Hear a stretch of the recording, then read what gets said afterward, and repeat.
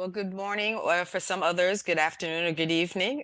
My name is Marjorie Jean-Pierre, and I'm a Senior Director at the United States Energy Association, and we are pleased that you were able to join us for our final webinar on mini-grid operations in rural communities, challenges and opportunities, and hope you were able to attend 1 and 2 of the webinars in the series.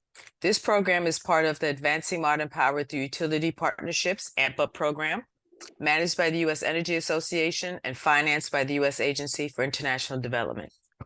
My organization, U.S. Energy Association, for over 40 years has had the opportunity to collaborate with the U.S. Agency for International Development to provide capacity building assistance to our overseas partners for increased energy security and access by developing and conducting capacity building programs that encourage the sharing of global best practices and exposure to the latest developments, including private sector engagement, market-based approaches to utility operations and management, implementation of regulations, and environmental safeguards.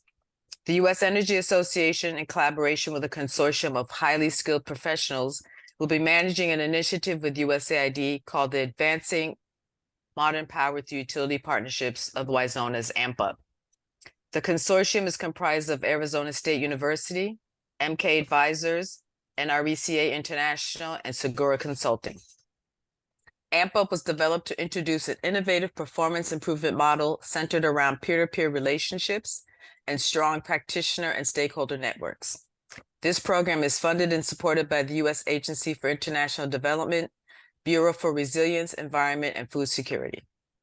This webinar is being led today by NRECA International, who has also led the other two, and we thank you, and is presented under the AmpUp Technology Webinar Series, which highlights current energy issues being discussed and implemented globally. Our future webinars will be led by each consortium member, and we hope that you will continue to join us for those in the future. Again, thank you for attending, and I now have the pleasure of introducing our moderator today, Zoraida Hoffman of NRECA International. Zoraida?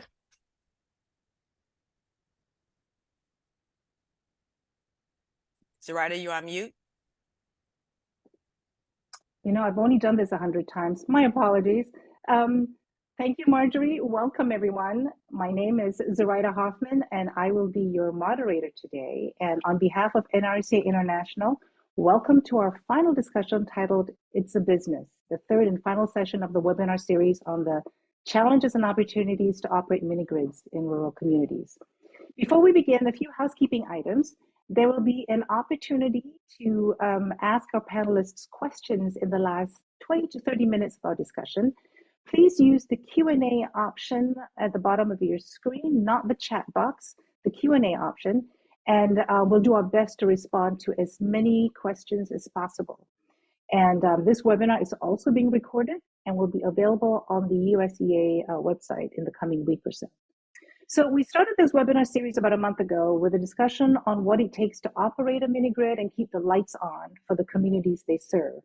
The second session, another group of panelists shared their experiences on why it's important to have community support and buy-in for mini-grids to succeed. And today, for our final discussion, we will cover the challenges and opportunities faced by mini-grid developers, funders, operators, and the utilities themselves to successfully operate a business and provide lasting power to the rural communities. As we all know, there are still about 500 million people in sub-Saharan Africa that don't have access to electricity. The good news is renewable mini-grids are becoming more accessible and affordable to bring power to this region. However, as our panelists know well, there are many recipe ingredients needed for the success and sustainability of mini-grids. So let's meet our panelists who will talk about this and other business aspects of operating mini-grids whose priority at the end of the day is to provide reliable and affordable electricity to consumers at the end of the line. So first, we have Lamide Nyi Afuye, CEO of AMDA, the Africa Mini-Grid Developers Association. Welcome, Lamide. AMDA is a trade association that represents private utilities developing renewable and localized power grids. And currently, AMDA has about 42 members across 19 African countries. Prior to this role as CEO, Lamide was the strategic advisor to the CEO of Mainstream Energy Solutions Limited, West Africa's leading hydropower generation company. So welcome, Lamide. Next, we have Anita Otubu, Senior Director for the Universal Energy Facility for SE for All. Before joining SE for All, Anita was previously the head of the Project Management Unit of the Nigeria Electrification Project under the Rural Electrification Agency. This project's goal is to accelerate the private market for the development and deployment of mini-grids. We also have with us James Knuckles, Senior Energy Access Consultant at the World Bank. Hi, James. For more than a decade, James has supported ESMAP, the World Bank supported ESMAP and World Bank investments in mini-grid and off-grid electrification in more than a dozen countries.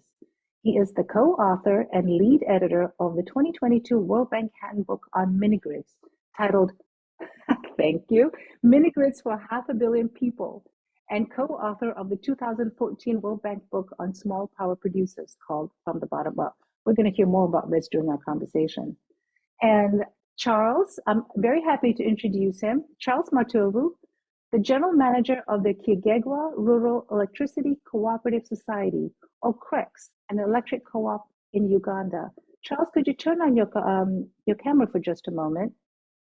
We're trying to get better connectivity for Charles. There he is. Hi, Charles. CREX is located about 190 kilometers west of Kampala, serves about 11,000 connections to the national grid and about 183 connections to a solar-powered mini-grid in Katirwe, a village with cattle herding and dairy production about 20 miles west from CREX's main office in Kigegwa. And finally, where are you, Frank? Oh, there you are. We have my colleague, Frank Berg, who is a senior electric engineer for NRECA International, a nonprofit organization based in the United States. NRECA International was established about 60 years ago with a mission to bring power to communities around the world using lessons learned from the US electric co-op movement that today serves about 42 million consumer members in the US. So that was a long one. Thank you, each of you, for taking the time to be with us today. So let's just get into it. Let's see. Yes, the participants are still coming in. That's all right. We can just begin, and I'll give some reminders as we go through our conversation today. I'm going to begin here by setting the stage with a World Bank announcement earlier this year, which stated that to meet SDG 7, Sustainable Development Goal number 7, powering 380 million people in Africa by 2030 will require the construction of more than 160,000 mini-grids. And at the current pace today, only 12,000 new mini-grids serving about 46 million people will be built by 2030. That's not happy news. So to begin this, I'd like to ask the audience to respond to a poll question that we've prepared. And let's see, if one of my colleagues from USA could put it up, and I'll ask, there it is, I'll ask the question, and it's on your screen. What is the biggest barrier for mini-grid projects to succeed?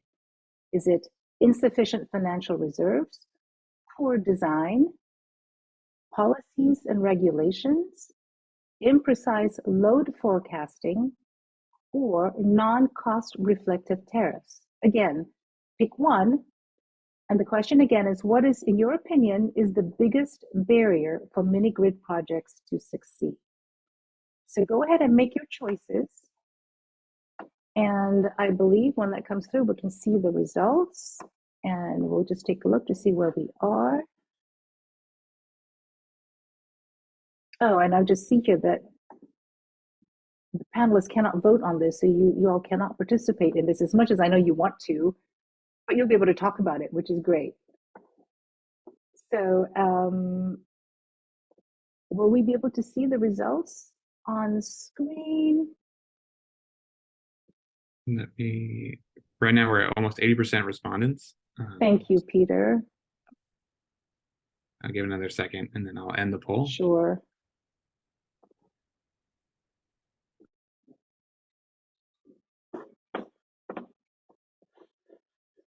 Yeah, let's take a look, shall we? I might ask each of you to respond to this question when we start the conversation. Oh, there it is. Are you able to see it now? Okay. Yeah, thank you, Peter. Perfect. Well,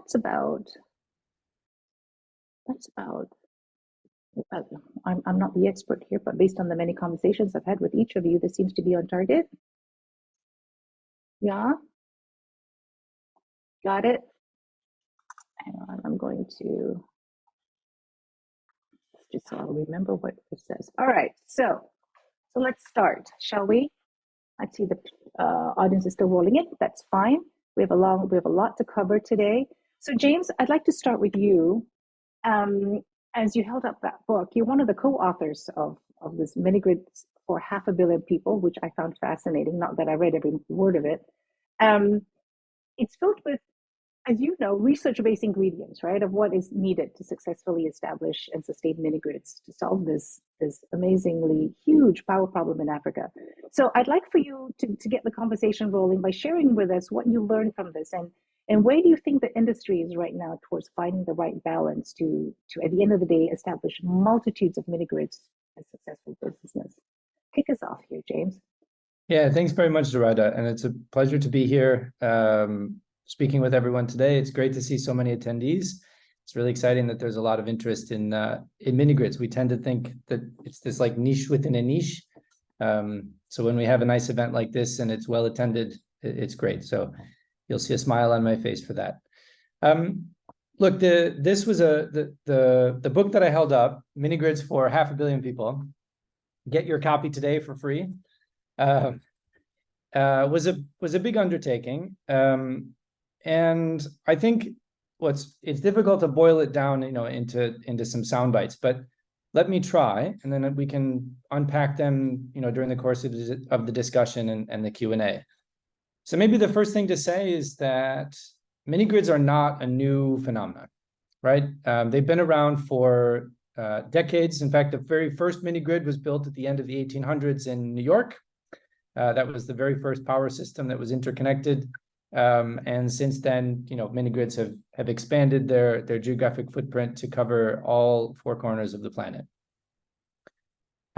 We were able to identify around 21,000 mini grid systems that were installed around the world. This doesn't necessarily mean that they're operational, but they're certainly installed. And another 29,000 that are planned for construction over the next few years. The 21,000 mini grids that have been built are by and large what we would consider first and second generation systems. So they're usually powered by diesel. They're built as one-off projects. Maybe there's quite a large number of small hydro, mini and micro hydro projects in there. But almost all of the mini grids that are being planned are what we would consider a third generation mini grid. So actually more than 99% of all of the planned mini grids are going to be powered by solar with battery backup, battery storage, and maybe a diesel generator as a backup for those rainy days. So solar is definitely the power choice of the future in terms of the planned mini grids. We're seeing smart meters. We are seeing remote monitoring capabilities. So the technology is changing. We're also seeing projects being rolled out as part of our portfolio rather than one-off, and that's adding to economies of scale, which is helping to bring down the cost. So the first thing to say is that mini grids are not a new phenomenon. There's lots of them out there, and even more being planned.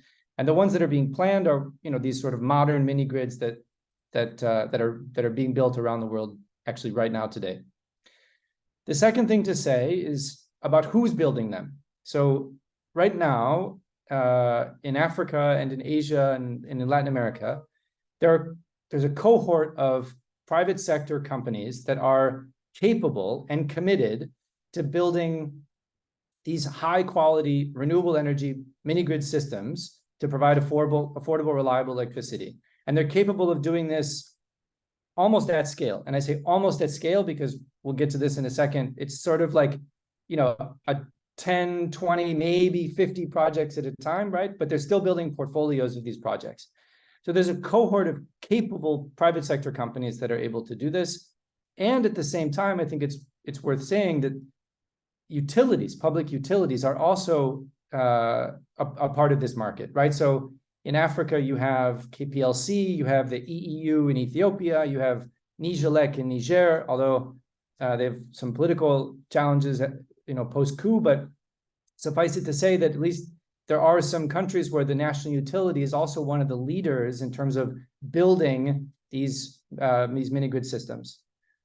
So that's not, so the sort of mini grids are not new. Then there's who's building them, and then the last thing is, and this is how we get to scale, right? So we've looked across our portfolio, which spans at last count, I think 30 countries and $1.4 billion committed to mini grids. This is at the bank. We've looked across that portfolio and also looking back historically to sort of try to unpack what's worked, what helps projects move and whatnot. And we've tried to synthesize this into what we would call these building blocks that need to be in place for a mini grid program to be successful. And it's worth going through them really quickly. So the first one is bringing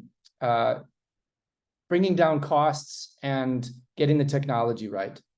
The second one is using geospatial planning and geospatial tools, that the latest GIS technology for national scale planning and also portfolio planning. So at the level of the individual portfolio of mini grids. The next one is ensuring that these mini grids are providing access to productive uses of electricity, not just serving households. And going hand in hand with that, it's treating communities as valued customers and not, flying in a team and then flying out and just wiping your hands off it, right? And I understand this was something that was discussed in one of your earlier webinars, that community engagement aspect is really key. So then there's, we need to have a private sector that's also collaborating with the public sector. So these public-private partnerships. We need access to finance. We need exceptional talent and training. So again, this ties in nicely with the USAID program that you were mentioning earlier. We need a supportive institutional structure. We need the right regulations and policies, and we need to be able to cut red tape so that it becomes easier to do business as a mini grid developer. So if you can put these 10 building blocks in place, then you can start to see scale in mini grid projects around the world. Well, you make it sound so simple, but it's not, as we know, right? I mean, you have the recipe. So with that, thank you for that, James. That pretty much gives us an outline for the discussion today. Lamide, I'd like to move on to you, if I could. So AMDA is in such a good position to connect all the stakeholders that James mentioned, right? From the government, the utilities, the funders, the developers, to help create this, the very important enabling environment for all these pieces to fit and for mini grids to succeed. Can you share with us why AMDA's role is important to help overcome these barriers and what you think is needed to sustain or replicate the successes when it happens? Thanks a lot, Zoraida. And I think firstly, I'd like to say, for me, it's actually a pleasure to be on the same panel as James Knuckles. When I was joining the sector three months ago now, that book, Mini Grid for 500 million People, was the reference point, in addition to the work that AMDA had done for, what is, even understanding what is mini grid. I'm coming from obviously a different background, so just being able to have a sort of one-stop reference point to guide. But let me go to what AMDA's role in the sector has been and what AMDA's role will continue to be, or maybe how we see the sector moving forward. And I think it sort of spills from the points that James made about starting from the building blocks. But AMDA has played a unique role as a convener of various stakeholders. And I think more importantly, the consolidated voice for mini grid developers. And as James said, really, it's, you have a group of capable people. I always use the expression that mini grid developers can build sites in their sleep, but there's a lot of things that need to work around them to make sure that it makes some sense for the sacrifices that are being made, going far into rural communities in in some of the most remote parts of the continent. In my short time here, I've been privileged to go to a few of these sites, and I know that it takes a lot to keep somebody motivated to want to do this work. So overall, I think in our assessment, we've done an assessment of where we think, the sector really is. Some progress has been made, but what I think we've been able to assess that some of the major challenges fall within the 4 big buckets, which is broadly speaking, I think the scale is the big challenge, obviously. Many of our mini grid developers today are startups. And so if you speak to a few of them, they'll tell you that they're speaking to so many various funders who are making multiple requests of them. And, there's a challenge for that. And maybe some of the requirements are a little bit stringent in terms of we're trying to build here and we're being asked to become like, Forbes rated companies from day one. Lack of acceptance, broadly speaking, I think there's been a strong, in some countries, I'd say Nigeria, now we're seeing some good political will in Zambia. There's been some acceptance, but I think universal acceptance has been a challenge. In some cases, consolidated efforts has also been a challenge where multiple people doing a lot of things, but I think maybe we could do more. We could do more in terms of coordination. And then the last bucket, which we've done an assessment of, is a lack of standardization. So a comprehensive understanding of what are the templates to be used to assess performance. What are the standards required for the sector as a whole? And for us to achieve this audacious challenge of universal access to sustainable, reliable, affordable, and modern energy for all by 2030, which is the big picture. And according to the same mini grids for 500 million people, this 91 billion that is required to come into the sector is that business as usual cannot continue. So we've done an assessment and we've come up with what we think are the solutions and AMDA's role in driving those solutions. So if you like, the mini grid 2.0 and the AMDA 2.0, and they fall under 4 broad categories. One is capacity building for our developers. Again, the first thing I said was many of our developers say they're being asked for too much too soon. Let's work together as a collective and see how we can streamline requirements. But we also need the developers to be ready for the scale. Access to capital is a big challenge. And for us, our outlook is for us to attract 91 billion into the sector. We need long-term patient capital in forms of multiple streams of funding for the pension funds to come in. The grant providers are always useful to de-risk the sector, but we need a pool of funding to come in. From a policy and regulatory standpoint, we definitely need for governments to embrace mini grids as a cost-effective way of powering and closing the electrification gap in all the countries in Africa, especially the ones with the biggest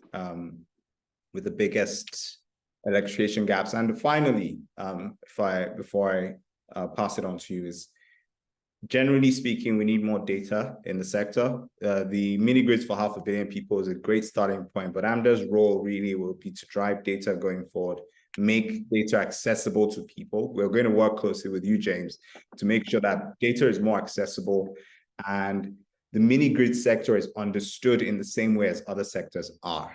I think that's important. So I'll leave it at that for now, but that's our broad outlook of the sector. Thank you very much. Thank you. I'm reminded how that we can potentially talk about this for a very long time, over a few days, but we don't have that. So I'll move on. And I really am interested in getting everybody's perspective here. And I want to move on to you, Frank.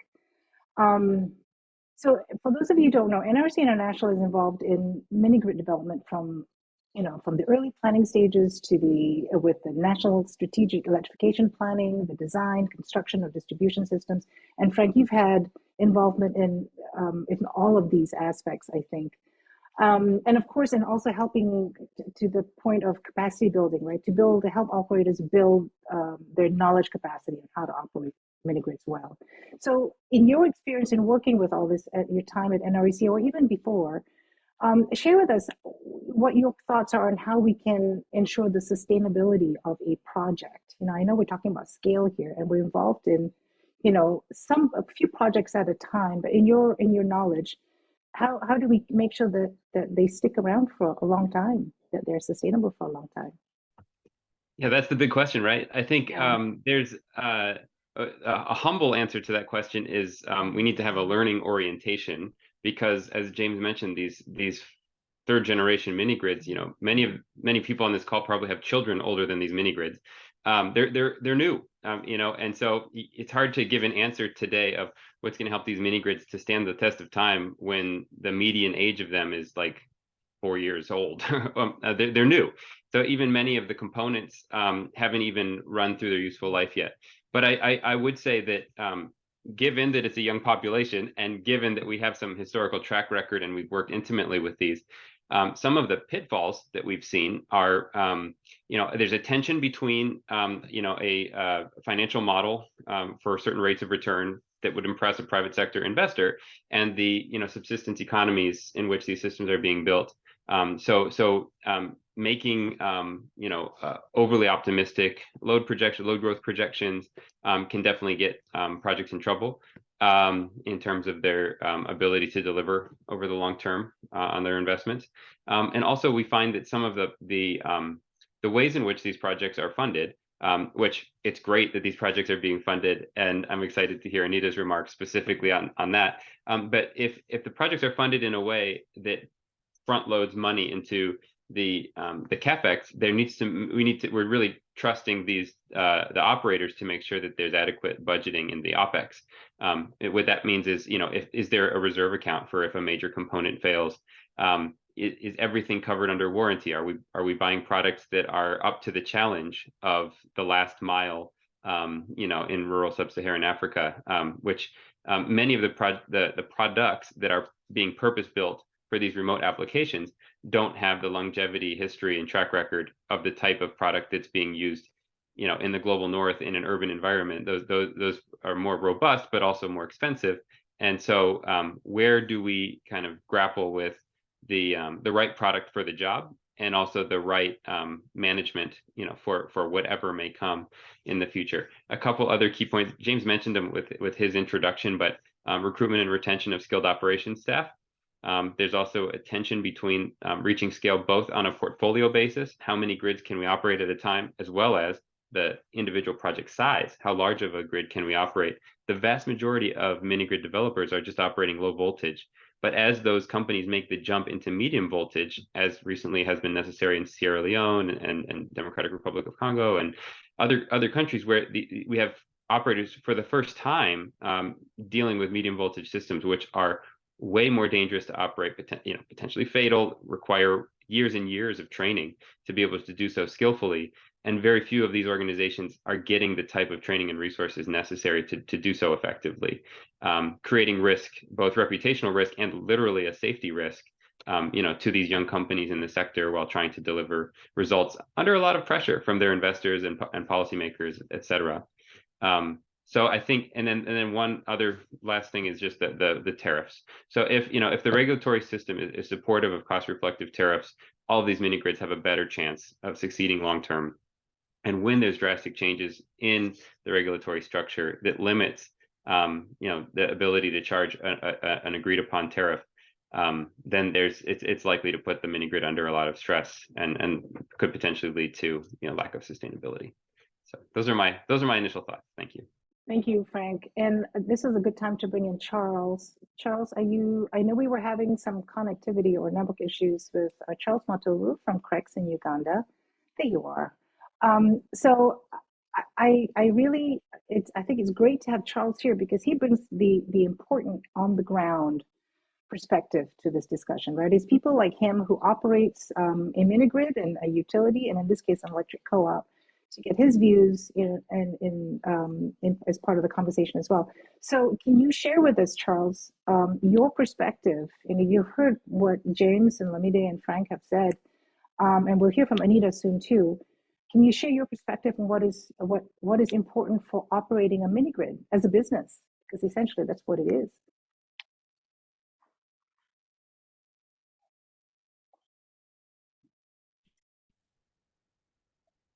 Okay, we can't hear you, Charles. You know what?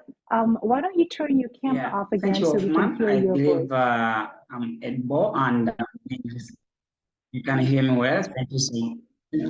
There we go. Okay, yeah. So we know what Charles looks like. Let's be able to hear. Thank you so much, Hoffman. Thank you. Yeah, very interesting. Very interesting. Thank you so much. I'm so happy to be here, and I want to start by thanking the organizers for this webinar and bring people like Charles from Uganda in one of the rural areas that I'm able to share the experience on the ground. I think key to note in this, Hoffman, is that RECs have been in operation as a mini grid for the last 1+ months, and I have quite a fair experience about the operation of mini grid. And key to note is about the bring on board the potential customers, mobilizing them ahead of time, educating them about power, and making them ready to utilize the mini grid service. This is very key, making sure that the mini grid works out as a business. Because once we put up a mini grid without ready customers, ready people to use, a big challenge. So one key important lesson that we have come to learn is that we need to prepare our communities. The areas we set the mini grids in, we need to mobilize them ahead of time, educate them about electricity, the services of the mini grid, and then they get ready for the service. Second to note is the capacity of the operator. Yes, Craig's background is that we have been having about 10 years experience in managing the grid from the national grid, making connections, managing the national grid, networks, infrastructures. But what is the experience of the operator in managing the mini? We need to see services that are reliable to the customer, especially when it comes to the, like ours, which is a solar hybrid system. People expect us to be having a 24/7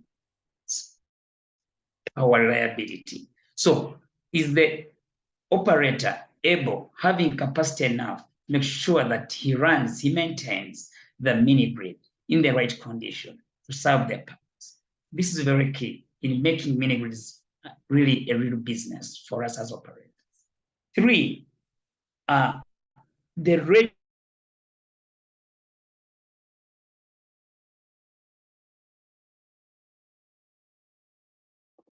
Charles, I think we lost you. Can you still hear us?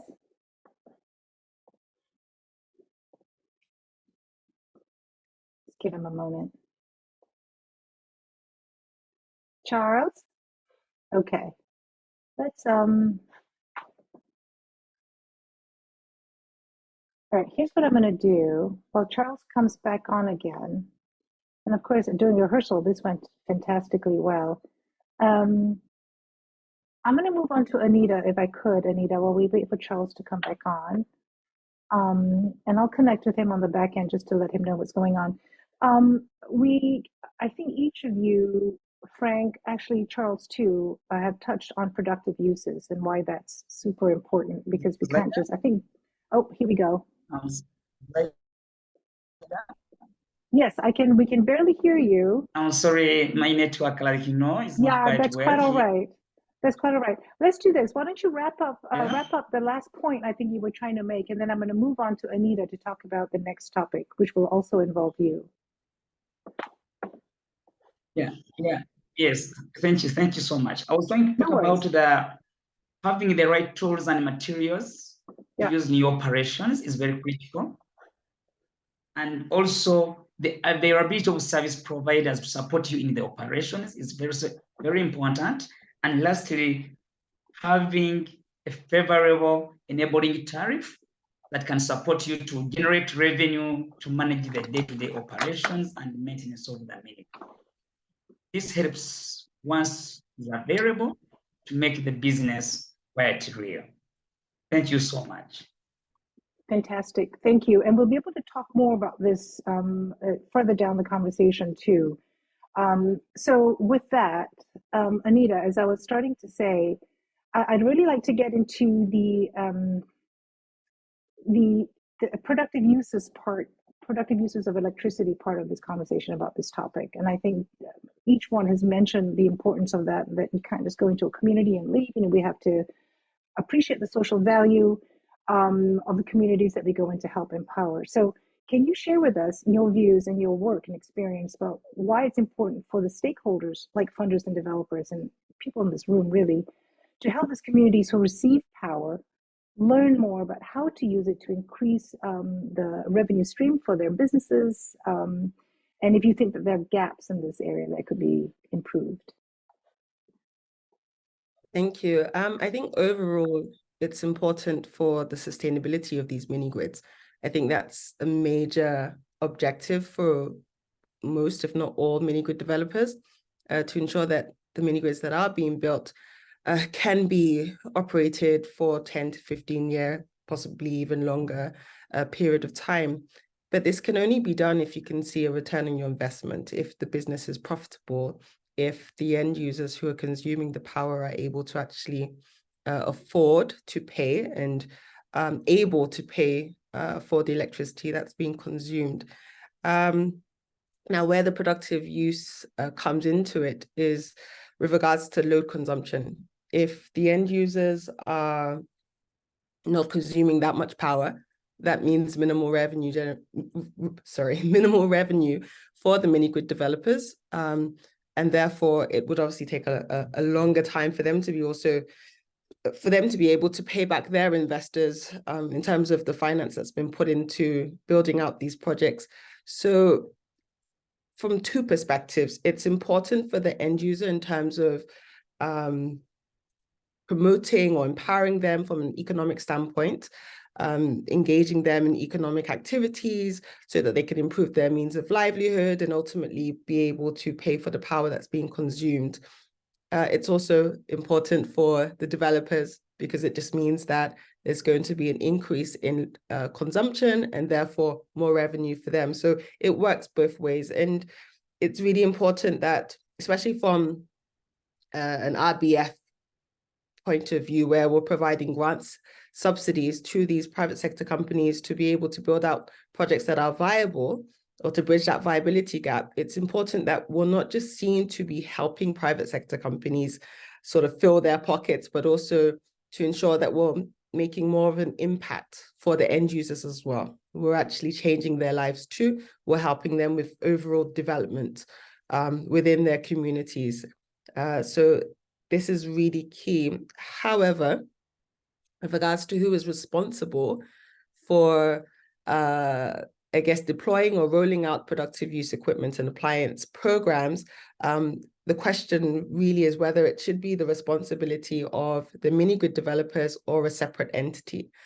These mini grid developers, they're new, they're up and coming. They're just trying to figure out how to even make the mini grid work itself, right? And how to ensure that the end users are able to just pay for the basic power supply that's being consumed. And when you add another layer to their business model, sometimes it makes it a bit more complicated.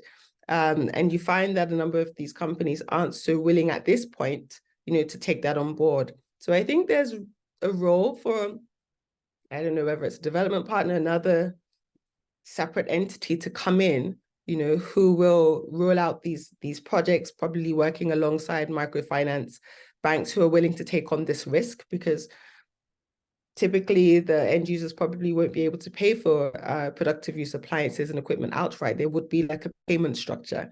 And we're talking about those at the bottom of the pyramid as it concerns access to finance. There will be need for an entity who's willing to take on that risk in, having this payment structure that can take years to probably pay off. This is, I guess, a bit of a loophole or gap.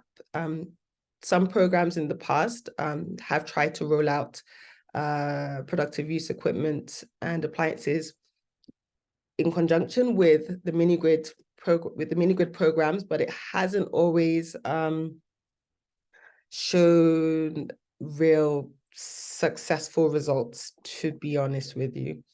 So I feel like there's a long way to go, but it is certainly an important aspect of being able to successfully operate a mini grid. But the question really is to do with who should be responsible for rolling out these projects. And at the same time, sorry, there's so much to speak on when talking about productive use equipment.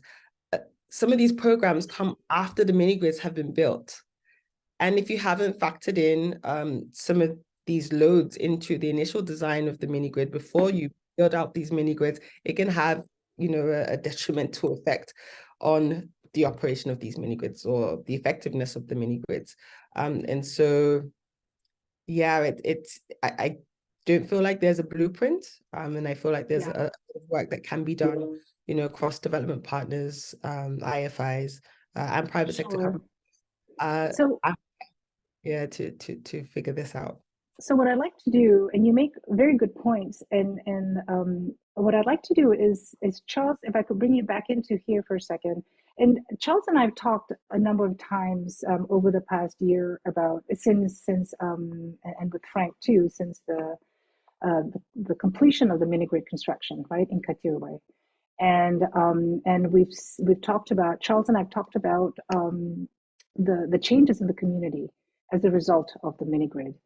And so, Charles, I'd like for you to share some of that information with the audience here about about Katirwe and how the power has changed just over the last year and a half or so, and how electricity has impacted the community and created these revenue streams with with businesses, and specifically since it's a very agriculture-based community, farming and dairy production. Can you share with us a little bit, visually, or what you see when you go visit the town or the village? What has been some of the changes that you've seen that really speaks a lot to what Anita has just mentioned as well? Let's see if we can have. There we go. Yeah, thank you, Hoffman. Thank you, Hoffman, for that question.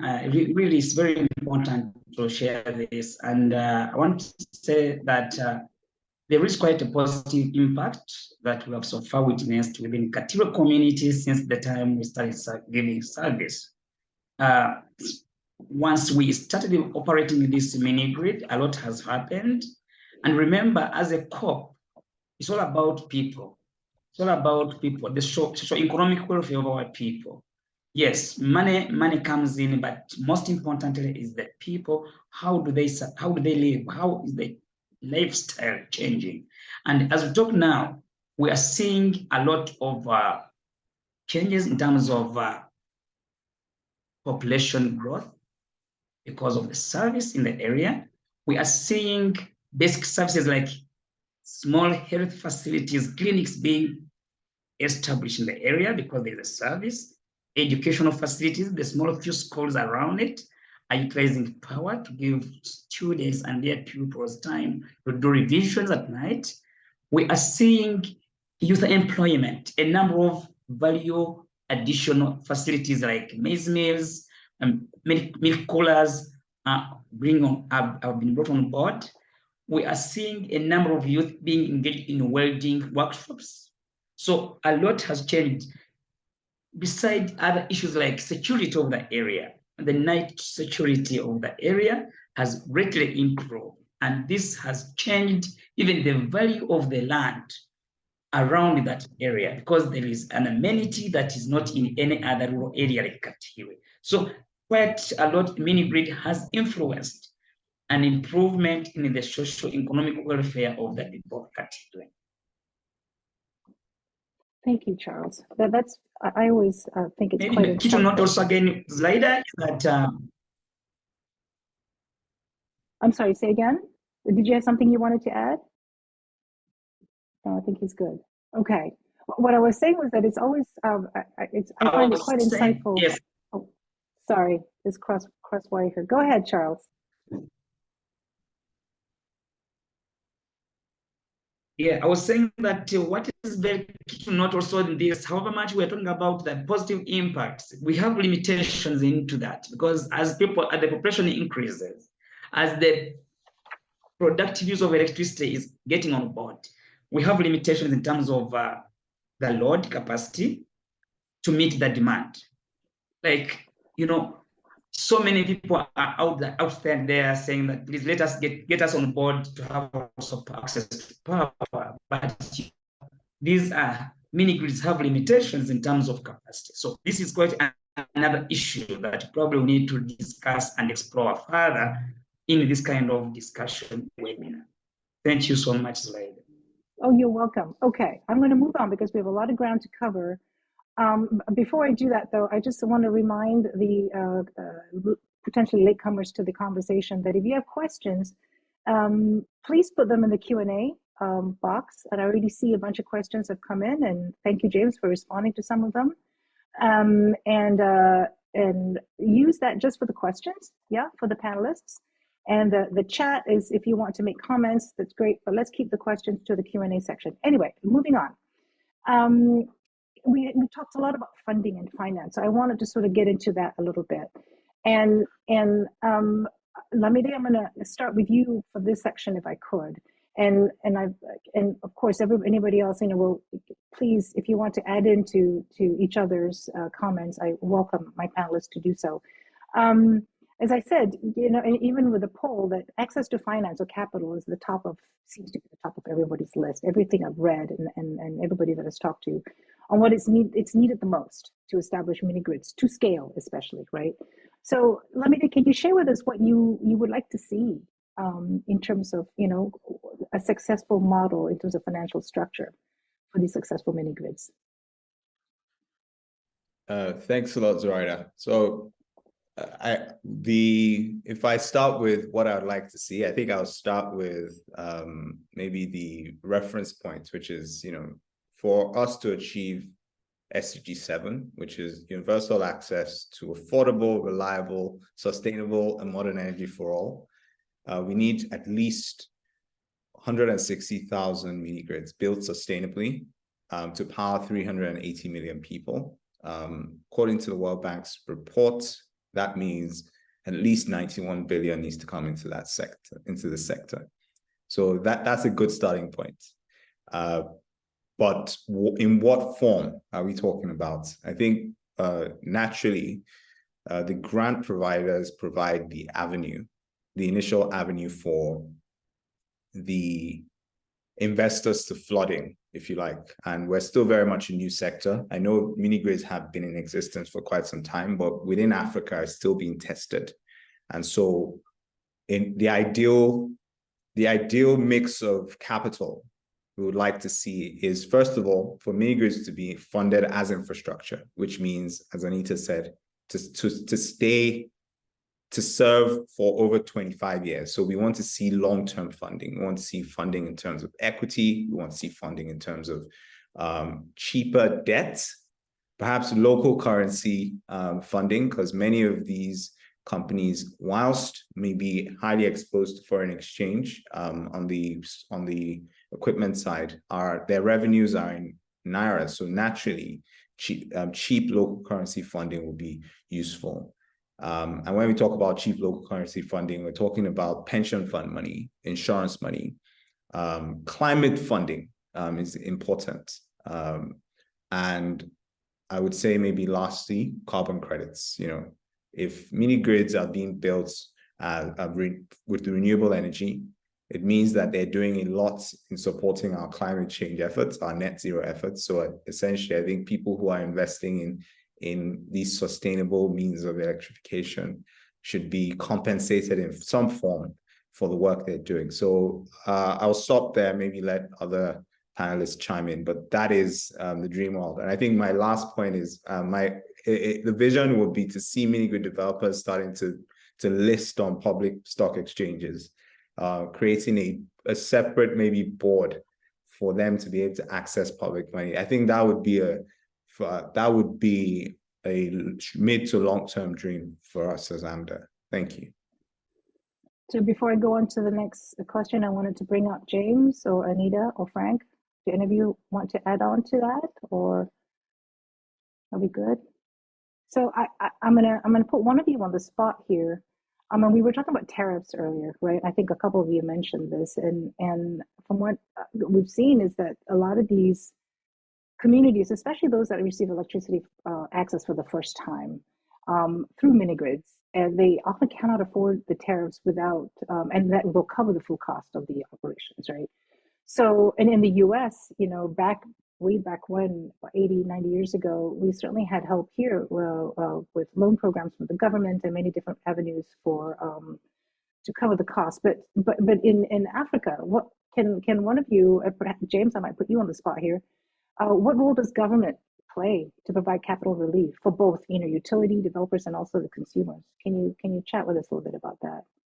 Sure, thanks. And I think it builds nicely with what Lamide was talking about, Right. because it really is the complete package, the complete financial package that you need to have in place in order to make the mini grid portfolio or project viable. So when I say complete package, right, I'm talking about debt, equity, ideally results-based grants, right?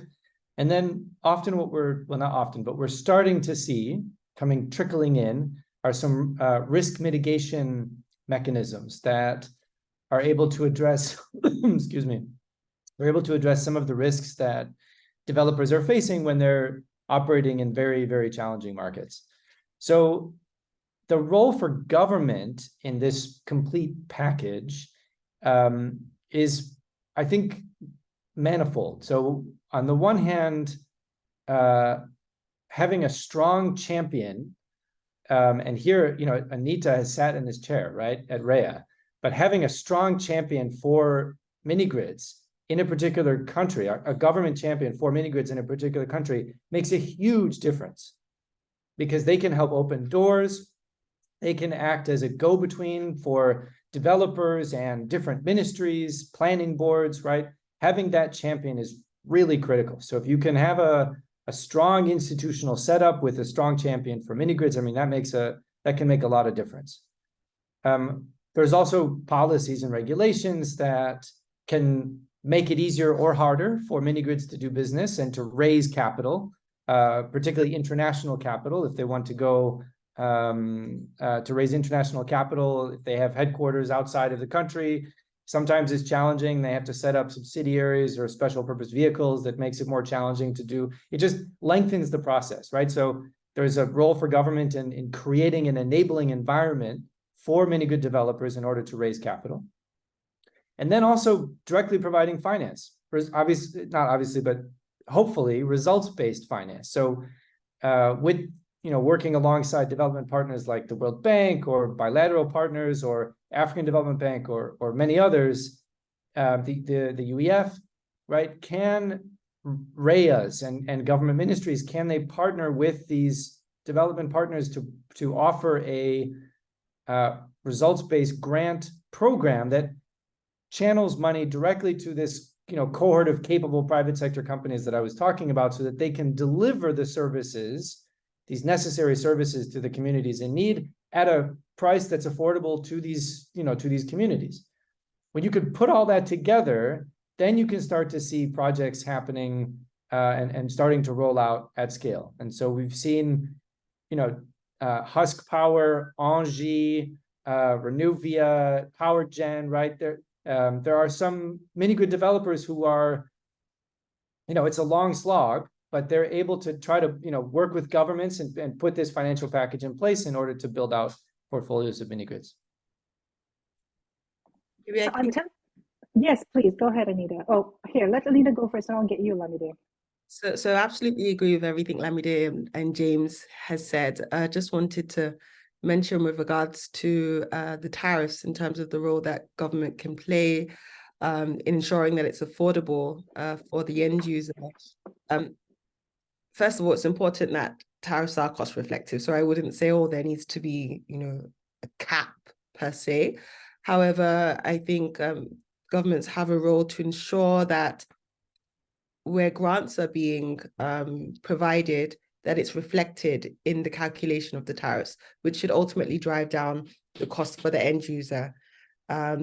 Sometimes with some regulations, unfortunately, that requirement is not there, and the grants are often taken as equity. And so therefore, it's not necessarily reflected in the tariff in terms of making these tariffs affordable for the end user. So I guess government or the regulators playing more of an active role to ensure as best possible that these grants are taken into consideration for the benefit of the end users. But as I'd mentioned earlier, while still ensuring that these tariffs are cost reflective, because we want to encourage our private sector companies to build out these projects within their countries.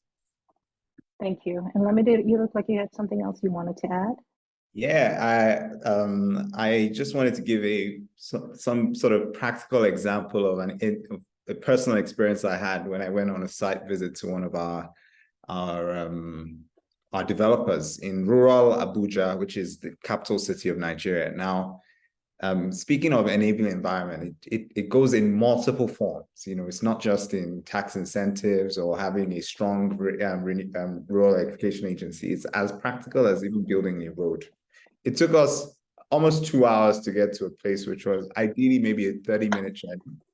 And some of our developers explained to us that, you know, in some instances, the truck that was used to deploy like their solar PVs to the sites in these very remote parts of the capital city, it could take 4 days to get there, and for every single day they're paying, you know, first of all, they're not gonna meet some of Anita's requirements because there's a timeline towards deploying certain things by a certain time. From the perspective of the end user, the rural community, one of the ladies said, since this mini grid was installed, we've been able to achieve 24 hours electricity. All we need now is a good road. So enabling environment goes in multiple forms, just as simple as building the infrastructure that would enable a mini grid developer reach those hard to reach areas in our communities. I always say in some parts of Nigeria, there's life beyond the grid, but there's no lights beyond the grid. So enabling environment will allow us to take light beyond the grid. Thanks. I was trying to write very quickly. That was a great quote, Lamide. Does anybody else want to add to that before we move on? Frank, do you have something you wanted to say? No, I'll pass. I think the comments have been very, Yeah, very complete. that actually answered a lot of, at least the questions I had in my mind that I was curious about. I want to sort of stick to the regulations part of this because I think it's interesting, and plus, you know, each country has its own unique set of challenges, right? Oh, not necessarily just challenges, but it's just different. You know, each country in the African continent can have different regulations, different needs and requirements, and also opportunities, really. And I think and Anita, you're very familiar with this, in Nigeria, it seems that it's had more success in building and establishing mini grids than some of the other countries. So I'm curious, I mean, this is either for you, Anita, or maybe Lamide, or anybody really, is there like a common thread for developers or funders that can use some of these successes as examples to learn from, or is that too unique? Help me understand that, and the audience too, a little better, if that's possible.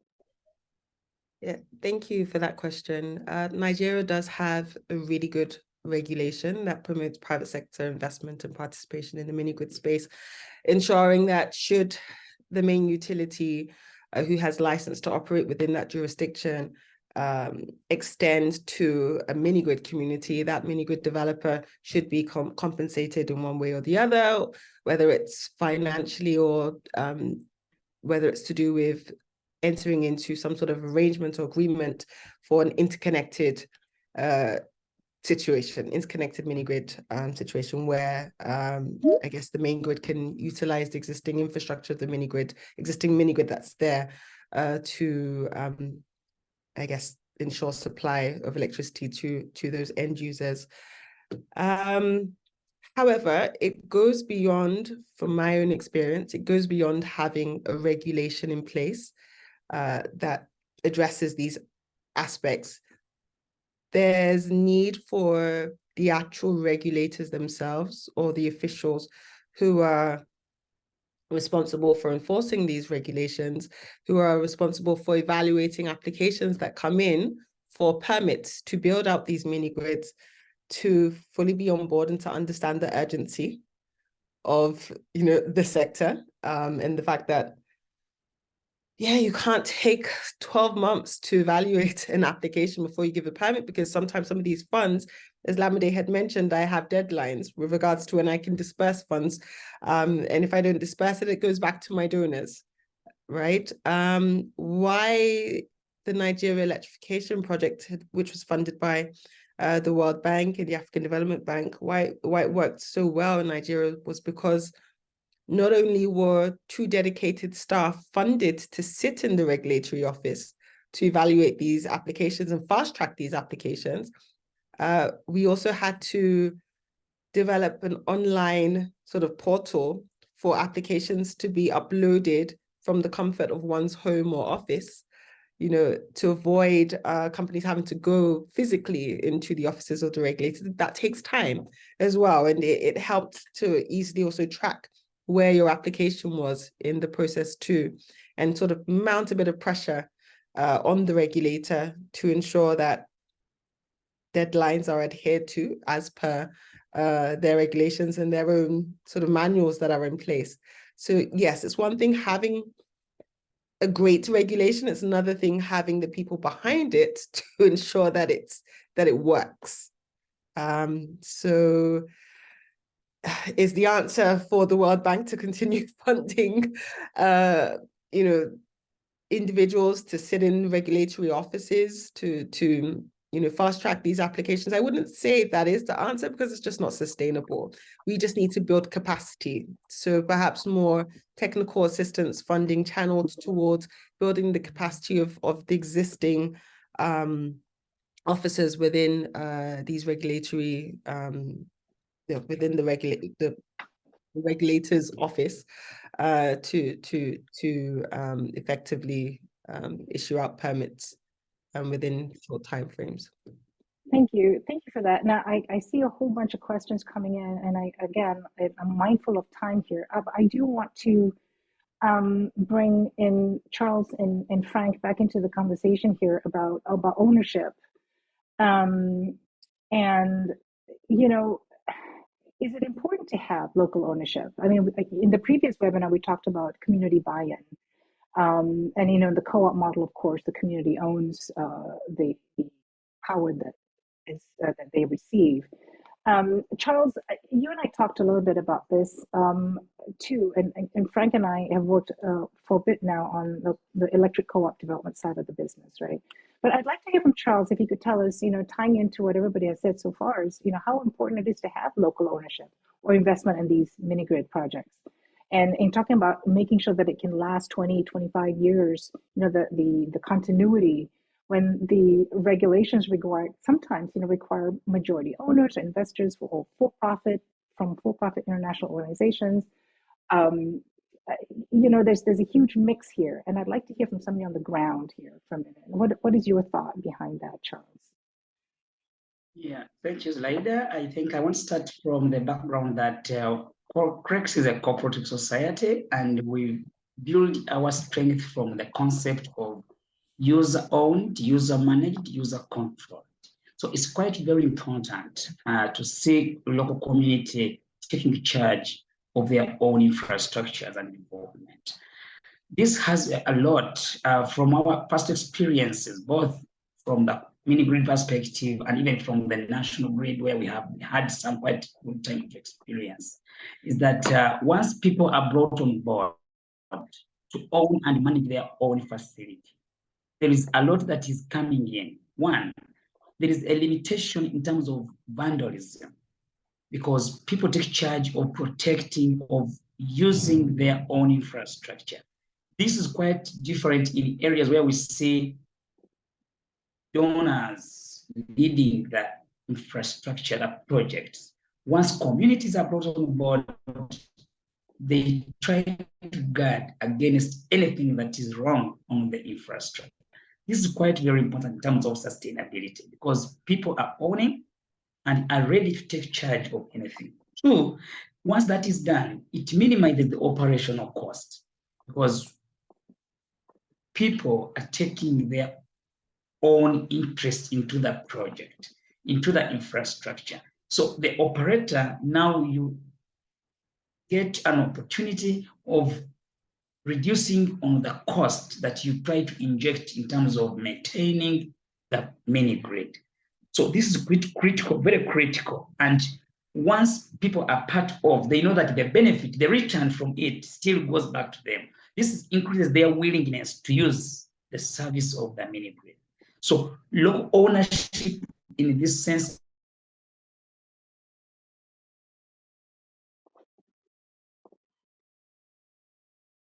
All right. This is too bad. Charles, you're coming in and out again, but I do think we do have to move on because I'm looking at the Q&A section here. We've got a lot of questions we need to go through. All right, let me give them a few seconds. Okay. Zoraida, can I comment on that? Yes, please. Yeah, no, that's an area where I think the sector has a lot of room to grow in terms of local ownership and participation. You know, local these infrastructure needs to be locally accountable. You know, to the people who derive power from it, and they should be reasonably assured, you know, of high power quality and affordable prices. That's the purpose of energy access. We'd be falling down in our you know roles if we did this otherwise.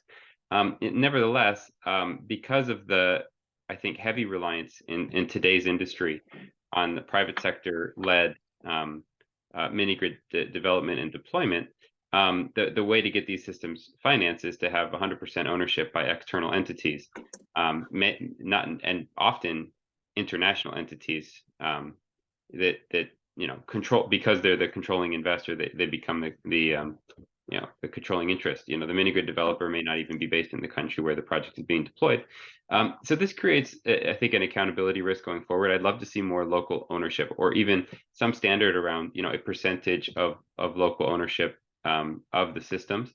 Even in the absence of local ownership, some kind of local decision making or accountability structures. You know, so I think we do have a lot of growth possible there in terms of better internalizing these system operations, and that manifests in various different ways. You know, as Charles suggested, outright vandalism. But otherwise, we've also seen, you know, systems I was operating, you know, in other countries where we have the you know, some of the customers, their way of implementing accountability is to show up at the office every day and complain that their meter's not working, and, you know, demand technicians calibrate their meters, you know, multiple times per week. You know, if they don't trust the operator of the grid, or they don't have a voice in the management of the grid, we start to see that manifest in various different ways. It's not necessarily a showstopper for these grids in the near term, but in the long term, there will need to be, you know, accountable relationships back and forth between the developers, operators, and the communities. And we see that in terms of the developers often commenting on how they like to create and instill a sense of ownership in the community, and how they like to hire from the local community. But that's 100% voluntary at this point, and it's not always uniformly practiced, or, you know, really just the mechanisms are missing in terms of how these how this accountability is managed. Okay. All right. Now I'm going to transition. We've got a lot of questions. Thank you to my panelists. Right, can I add something small before? Yes, real quick, Charles, because we have to get to the questions. Yeah, thank you. Just one more from what Frank has just said about affordability. Still, one key thing that we need to see from the local ownership is the growth of the local expertise. Because, for example, in Gatirwe, as we talk now, we have young technicians coming to learn from how we operate the grid. And this is very critical for the sustainability of the mini grid, because it brings the cost of operation low when you use local expertise from the community that the mini grid is. Thank you so much. Fantastic. Thank you, Charles. Okay. Again, thank you, my panelists, for answering already some of the questions online. I appreciate it. You're helping my job here, make it a little easier. I do want to go to a few of the questions that I've selected here for now, and I'll give it to whomever, one of you guys who wants to answer this question. The first one is, are developers and regulators thinking about EUL, or the effective useful life, I believe is what it stands for, of mini-grid technologies? How sustainable are they in the long run compared to legacy systems, not just financially, but also based on the materials used for the products, such as battery storage and solar panels? Which one of you would like to take this on? I don't mind coming in briefly. Interestingly enough, you find in some cases that the infrastructure is probably more resilient than the main grid infrastructure that's in place, and they're utilizing more smart infrastructure too. In countries like Nigeria, where and maybe Lamide, you may want to chip in here, where they're sort of struggling to raise sufficient capital to rehabilitate the existing infrastructure that's in place. So the question is whether, when the main grid arrives at these mini grid sites, whether that infrastructure will be compatible with probably the newer, more advanced technology that you find that the mini grid developers have put in place. But it also depends on the mini grid developer too, where they have different standards, I guess, and the quality of infrastructure that they build. Thank you. Lamide, you look like you have something to say. I think so. I just add to Anita's point. So if you ask me, what would be priority for the existing grid infrastructure, I would say focus on reinforcing the existing network, and let us as a collective embrace and accept that mini grids are here to stay for the long term. So I would flip the point and say it's not a when the grid arrives. I think it's probably more of an if the grid arrives, because mini grids are infrastructure that can last 25 years. So why are we still talking about grid coming in the first place? But if the government does choose to expand the grid to those areas, I guess certain compensation mechanisms have to be in place. I think that's just my additional point there. Yeah, thanks. Anybody else would like to add to that? We good? Okay. So I want to talk about a little bit. One of the questions that came in that caught my attention was about how I think all of you mentioned about how the mini grid is just one part of a larger picture, and how many different kinds of infrastructure need to be included in the planning. And so one of the questions that came in is, what are the efforts that have been taken for developing mini grid solutions for supporting the food value chain in Africa, especially in rural areas? And how is this, I don't even have the answer to this, how is this forecasted to grow in the coming years? James, would you like to try to take that one on? Sure, yeah. I was nodding my head because it's something that we are actively working on at the bank. One of the things that we're trying to do more and more is in every country where we're working, we're trying to break down the silos, break through the silos of the energy team and the agriculture team working with the ag ministry, and the energy team working with the energy ministry, and the transport team working with the transport ministry, and really try to find synergies that are sort of, when you put all the pieces together, they're better than the sum of their parts, right? So can we identify ways where mini grids can power the cold storage and even the entire cold chain, right? So this is also about recharging electric vehicles that are involved in the transport of goods to market, right? And also powering the markets themselves, and powering the agricultural processing, so that there's more value captured by the farming communities, right? So that they're actually able to process the goods and sell semi or sometimes even fully processed goods, up the value chain. And I think that there's a role for mini grids to play in all of these areas. And this is not a, it's not a secret, right? There are mini grid developers out there today who are actively supporting these agriculture value chains, whether it's cold storage or agricultural processing or e-mobility, powering entire markets for the agriculture community, fishing communities, cold storage for the fish and freezers, right? So there's a small but vibrant market for mini grids to support these agriculture value chains. And how is this going to grow? I mean, I'm hoping that they grow in lockstep, right? That modern mini grids can grow as the agriculture value chains grow, and that they can provide the sort of infrastructural stability that you would want to have to create resilient food systems. And this is particularly important for regions that are at risk of climate shocks. Water pumping, right, for irrigation is another big one. So there's lots of entry points for these modern mini grids, and I have no idea, how it's going to grow, but I hope it grows in lockstep with the ag market. Zaraida, can I comment on Frank, that? yes, absolutely. Yeah, so we're starting to see, new and pretty exciting ways to tie in these type of studies. In one that we're doing with Anita's colleagues at SE for All, we're doing the integrated energy plan. NRECA is performing the integrated energy plan for Madagascar right now, and one of the aspects where that integrated energy plan entails a whole, geospatial least cost electrification model for the country of Madagascar, but also we have to have modules including agricultural cold chain, including medical cold chain, and including clean cooking solutions. And so looking at the integrated energy access platform has forced us to think critically about what is the role of mini grids. What if there was one of these mini grids that we're designing, based on the normal criteria of energy access, had also, a high level of clean cooking, or a high level of, in Madagascar, there's a lot of fishing. So what if we had, a cold room or some freezer system as part of the mini grid for the local community?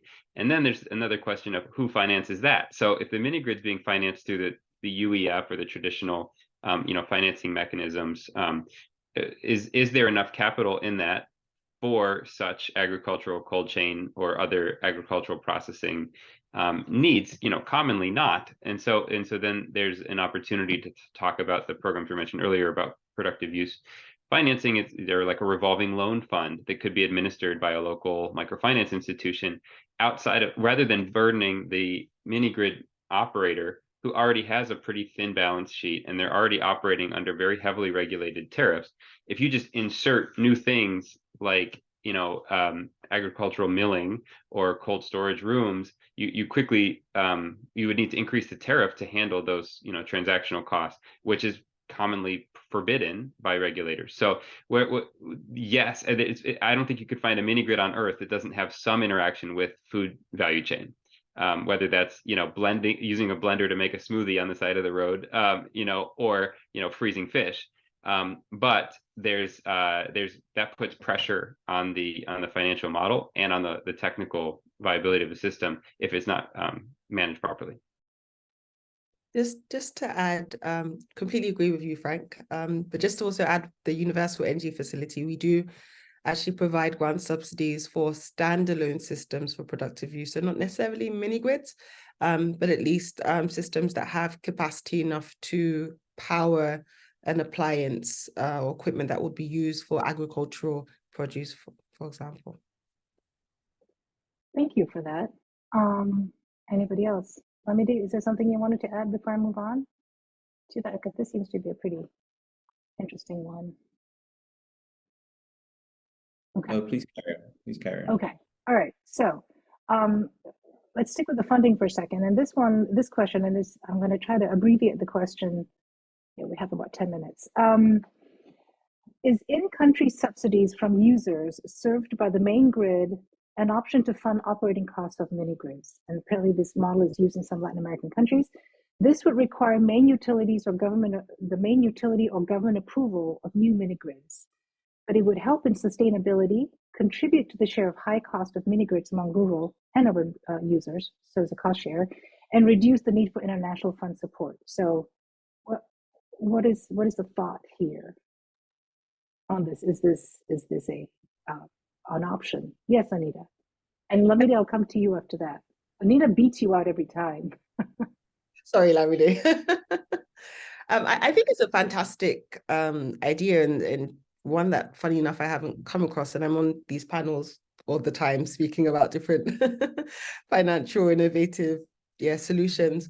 However, the issue is that they're trying to raise money to rehabilitate the existing grid and to extend the grid. So I wonder whether they have the capacity to be able to, use some of those funds to ensure the sustainability of the mini grids, because they're just about coping themselves. And I think in most main grids are subsidized already by the government. So I wonder whether they can then subsidize, unless we're saying the government itself would also subsidize mini grids, which is also another option if the funds are available. But in terms of the utilities being able to subsidize mini grids owned by other private sector companies, it may just be difficult because they're trying to raise sufficient capital themselves to improve the infrastructure that they're currently operating. Okay. Lamide. Let me add, I would actually be interested to hear Frank's view on this, but I think this option would be in an ideal situation. Unfortunately, many African countries are not in that ideal situation. Many of us are, even my tariff in my house is heavily subsidized. So if you're transferring that tariff to me, I think that would be, it could face political backlash. If I speak from a Nigerian perspective, I think the electricity sector is still this private electricity sector is still very new. So a lot of people are still struggling with the idea of, paying a lot of money for power. So if you transfer that cost to the general, basically adding another tax, a lot of governments may not get voted in the next election. So there's a lot of political considerations to take into account. Not saying that it's not something that is, if we were to be very frank with ourselves,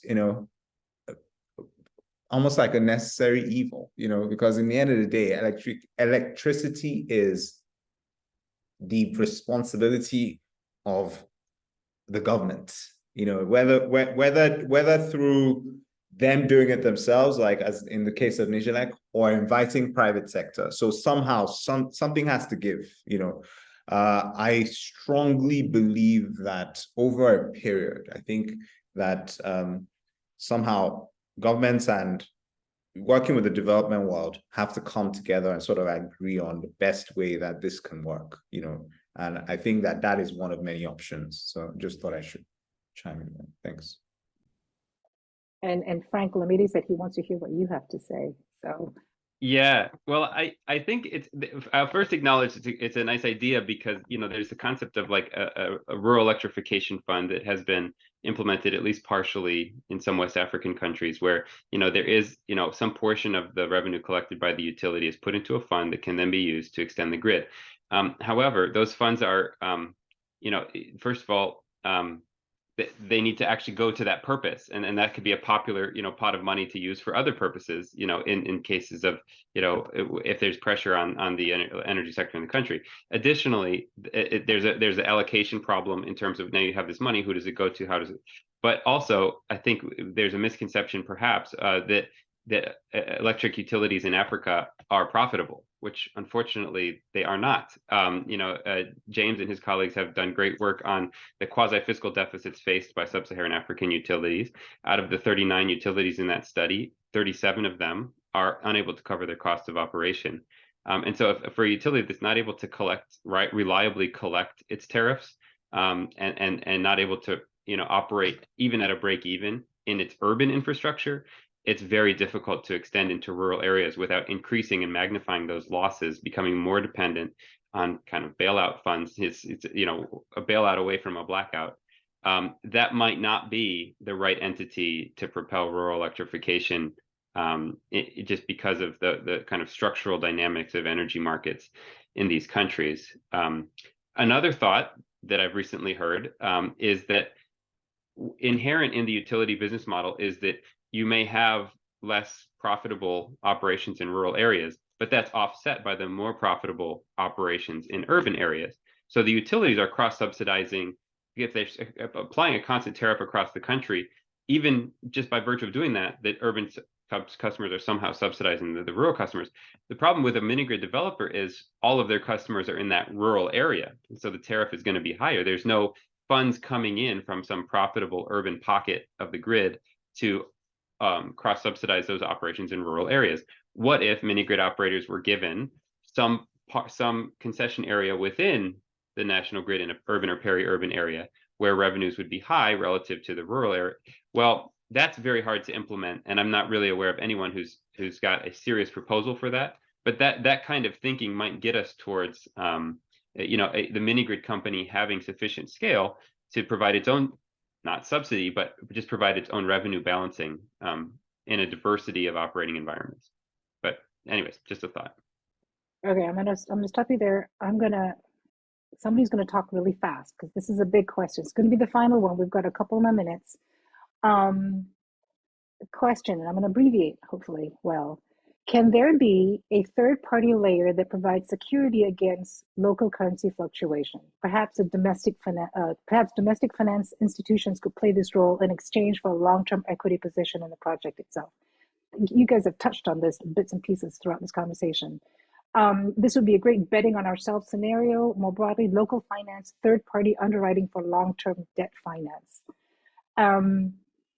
The question also leads to, even when they are portfolio size, like REA efforts with NEP, can we get local underwriting scenarios going on? What is the barrier to this? This is a big question, which requires a short answer. Yes, Lamida, you got her. You beat her to it this time. If the question was, should we? I think absolutely, and I think that that's what the guarantors of this world should be looking at. That's my answer. Thank you. That was a good one. Good short one. James, I see you nodding. Do you want to add something to that? Yeah, local currency debt is a very difficult nut to crack. Local financial institutions are it takes a lot to get them to even think about investing in a mini grid, even a portfolio of mini grid projects. They're very risk averse in this area because it's new. There maybe are some successful examples, but they're few and far between, and it's this exact kind of innovative thinking that we need more of in the sector. I mean, local currency is a nice way to protect against currency fluctuations, but it's traditionally very difficult to unlock. I'll be honest with you, I would settle. I mean, yes, the local currency is a huge deal, but I would settle for even the insurance industry being open to, like, it's hard, building a mini grid in, for example, Haiti or any coastal environment. Couldn't even get insurance on the investment, right? There's like, not only would the insurance was too high and it wasn't feasible. No, nobody wants to provide an insurance, even something as basic as operational insurance on these assets. We have a long way to go in public acceptance within the financial sector, both in local currency, but also in just traditional services that are available to every other power utility in the world, but not to these mini grid. That is a great point, Frank. So okay. maybe that's our collective homework. Well, or another conversation, I think. Like I said in the beginning, I feel like I'm sort of geeking out on this now because I think we could talk about this for a long time and all the different perspectives. We do have to end. It's almost 10:30. I will say to the audience that we answered a lot of the questions, I should say. If you go back to the website where you registered for this event, there's some contact information there if you have any more questions. I can certainly connect you, or USEA can also connect you to our various panelists if you want to have more conversations individually. There'll also be recordings of each of the webinars that you can also access. And I don't know that I can actually put the website link onto the chat box. And Marjorie or Peter, one of you could do that. I don't think. Anyway, so thank you, everybody. And thank you for my panelists for taking the time to do this. It's been very informative and very helpful. And I'm sure our audience has learned a lot about this. And of course, before I end, I close this out, big, huge thank you to USAID, of course, and also to USEA for making this possible. And I hope we get to do this again. And I hope we get to gather all these wonderful panelists together to help us understand more about the challenges and opportunities of mini-grids in sub-Saharan Africa and other rural communities around the world. Thank you, each and every one of you. And I'll talk to you soon. Bye, everybody. Thank you so much, Zoraida. Thanks, everyone. You're very welcome. Bye-bye. Well, Thank you. Thank you. Bye. Bye-bye. Thanks, Charles.